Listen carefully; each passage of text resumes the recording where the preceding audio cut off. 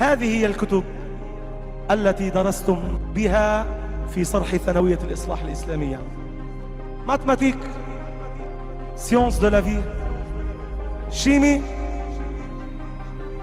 ليتراتور، تاريخ،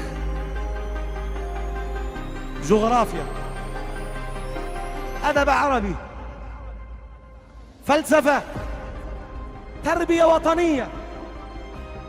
كل هذه الكتب كانت جديدة تصبح قديمة في اللحظة التي تنجحون فيها في الامتحانات المدرسية والرسمية بإذن الله تعالى.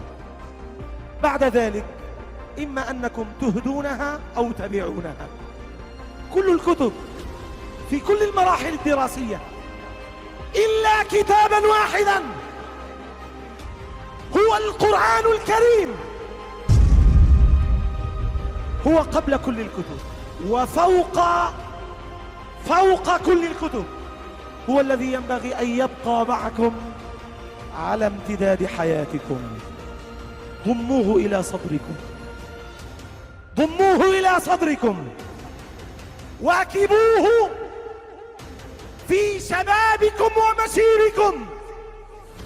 صادقوا ما كتب الله لكم من حياة، هو دستوركم وهو نبراسكم وهو قائدكم وسائقكم إلى الجنة. هو الذكر الحكيم، هو حبل الله المتين، هو الصراط المستقيم. طرفه بيد الله، طرفه الآخر بأيديكم فلا تهجروه. ابنوا علاقة محبة ووئام، لا علاقة إعراض وهجران. كلما قويتم مع القرآن قويتم في حياتكم، كلما هجرتم القرآن ضعفتم في حياتكم. ثانوية الإصلاح الإسلامية، قرار الأسرة المسلمة.